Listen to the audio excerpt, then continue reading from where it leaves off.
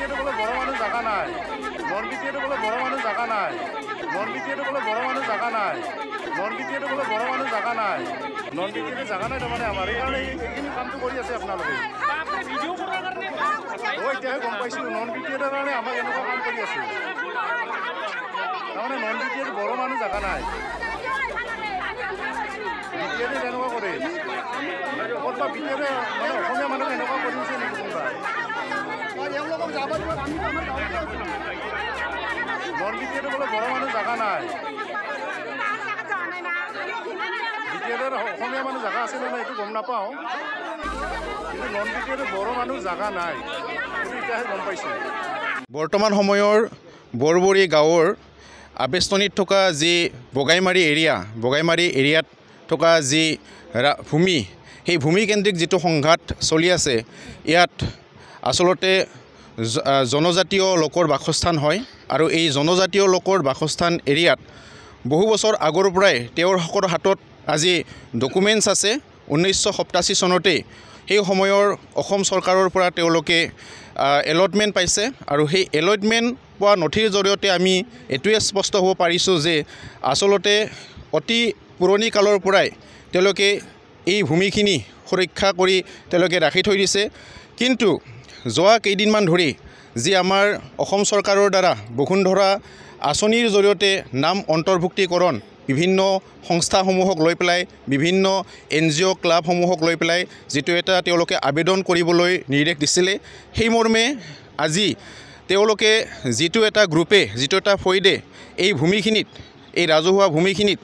তেওঁলোকে অধিগ্ৰহণ কৰি পেলাই বসুন্ধৰা পৰ্টেলত এপ্লাই কৰিব বিচাৰি পেলাই যিটো জিঅ'টেক কৰিব আহিছিলে সেই জিঅ'টেক কৰিব অহা সময়খিনিত এই আমাৰ জনজাতীয় ভাইসকলে এই আমাৰ জনজাতীয় মুৰব্বীসকলে অতিশয় দুখ পাইছে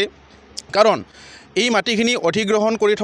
থকাৰ কাৰণে ইয়াত এটা ৰাইজ আছে ইয়াত বড়ো জনগণ আছে জনজাতীয় লোকসকল আছে গতিকে কিবা যদি তেওঁলোকক লাগে তেতিয়াহ'লে তেওঁলোকৰ ওচৰত প্ৰথমতে পাৰ্মিশ্যন ল'ব লাগিছিল আৰু পাৰ্মিশ্যন নলোৱাৰ কাৰণে তেওঁলোকে অতিশয় দুখত মানে ভাগি পৰিছে আৰু বৰঞ্চ পাৰ্মিশ্যন লোৱাটো বেলেগেই কথা তেওঁলোকে বলপূৰ্বকভাৱে এই ভূমিখিনিৰ ওপৰত অধিগ্ৰহণ কৰিবৰ কাৰণে যিটো চলিবলৈ কৌশলে প্ৰচেষ্টা কৰিছে সেইটো আচলতে নিন্দনীয় বৰ্তমান সময়ত সকলোৱে জ্ঞাত যে আজিৰ যুগটো হৈছে শিক্ষিত बगाइमारी गामिनि जा हानि जेंना थामहिनबा नैबे जों दा जे फोथाराव गसंना दं बे फोथारखौ बे बगाइमारी गामिनि बर' रायजोफोरा रायजो जानाय समनिफ्रायनो बिथांमोना बेंनानै दंबोयो दिनैसिमबो दं आरो जिमानसिम माहारिया थागोन नैबेसिम थागोन दा बे हाखौ नैबे साखाथिनि गुबुन हारिनि सानैसो गाज्रि गोसोनि सुबुङा जोंनि बगाइमारी बर' रायजोनिफोरनिफ्राय सेनानै गावसोरनि मुङाव खालामनो नागिरदों आरो बे खौरांखौ जोंनो नैबे बगाइमारी रायजोनि सुबुं बिथांमोना जोंनो फोरमायहरनायाव जों दिनै बरपेटा जिल्लायाव थानाय गासै समाजारि आफादफोर बरपेटा जिल्लानि बर' थुनलाइ आफाद बरपेटा जिल्ला दुलाराय बर' फरायसा आफाद खौसेथि बर' सुबुं आफाद बरपेटा जिल्ला आरो बजालि जिल्ला दुलाराय बाथौ गौथुम आरो खौसेथि बर' सुबुं आफाद बरपेटा जिल्ला आरो जों बरपेटा आरो बजालि जिल्ला मोननैनिबो ट्राइबेल संघनि बिबानगिरि बिथांमोना फैनानै नैबेहाय रायजोफोरजों लोगोसे जोङो बिथांमोननि नैबे जेंनानि सोमोन्दै बुजिलायनो मिथिलायनो नाजायो आरो बेहाय जों गासैबो आफादफोरा जयै गामिनि रायजोफोरजों लोगोसे मोनसे जथुमानि गेजेरजों जोंनि बे जेंनाखौ माबोरैहाय बोस्रांनो हायो जों बेनि थाखाय सावरायलायनाय जायो जों दिनै बे सावरायनायनि गेजेरजों रोखा रोखा नुनो मोन्दों जोंनि बगाइमारी रायजोआ नैबे हाया 1987 मायथाइनिफ्रायनो आसाम सरकारनिफ्राय जा एलट मोननाय जि फोरमान बिलाइ बे फोरमाना जोंनि रायजोनि आखायाव दङ आरो बेबायदियै जों दिनै रायलायनानै बेखौ थि खालामनाय जादों 1987 मायथाइनिफ्राय सरकारा बे हाखौ जा बायदिहाय होदों बे हाया दिनैसिमबो आरो इयुनावबो बे बगाइमारी गामि रायजोनि आखायावनो थानांगौ बेखौ दिनै नैबे गोदानै फैनाय आसाम सरकारनि जा बसुन्धरा बे बसुन्धरानि गेजेरजों जायखौ जिअ'टेक खालामनाय बुङो बेखौ बे गामिनि गावबुरा लोगोसे बे गामियाव गोग्लैनाय जाय मण्डल बिथांमोना गोरोन्थियै फाव फान्दायनानै बे सानैसो फाव फान्दायगिरिनि सावगारिखौ होनानै बे हाखौ जिअ'टेक खालामनाय जादों आरो बेबायदिनो बिथांमोना बे हाखौ गावसोरनि दाबि खालामनो लानो नागिरदों जों बेखौ दिनैनि नैबे जथुम सावरायनायनि गेजेरजों जों बेखौ दुखु फोरमायो आरो बेबायदि जेन इयुनाव खामानि दाजाथों नायबा मावग्राफोरा बेखौ दा मावथोंसै जों बेखौ खावलायनाय जादों आरो जोंनि बे गासै आफादफोरनि सावरायनायनि गेजेरजों दिनै जों नैबेखौ थिरांथा खालामनाय जादों बे हाया जाबायदिहाय दंमोन आगोलावबो इयुनावबो थाथों बे थांखिखौ जोङो जोंनि जिल्ला बेंगिरि जोंनि आसामनि मन्त्रि हा बिफाननि मन्त्रि गाहाय मन्त्रिजों लोगोसे जोंनि ट्राइबेल संघनि गाहाय नेहाथारि जोंनि BKWSC बर' कसारि अनसुंथाइ हायुं खुंथायनि जा मावफुं सोद्रोमा गाहाय मावफुं सोद्रोमा बिथांनिसिम लोगोसे बे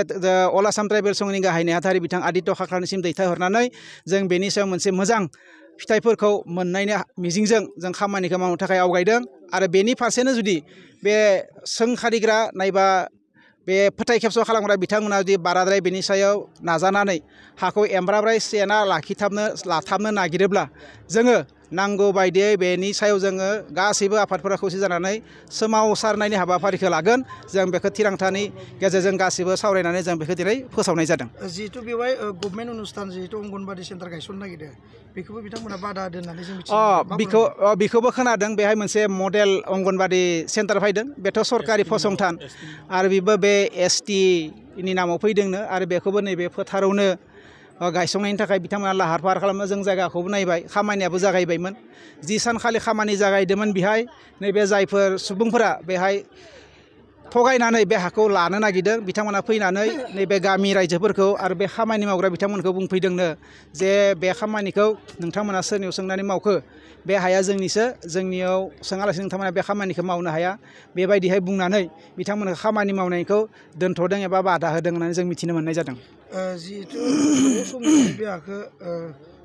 रायजोनि आखायाव दङ इयुन समाव बिथांमोना जुदि जबरदस्त खालामनो नागिरबा बिनि सायाव संगठन आरो रायजोफ्रा मा राहा लागोन जों बेखौ बुंबायानो बिसोरो एमब्राबा बेखौ सेनो लानो नागिरोब्ला जों सरकारनि सेराव दाबि खालामनायजों लोगोसे जोङो गोख्रोङै बेनि हेंथायै सोमावसारनाय हाबाफारि लानाय जागोन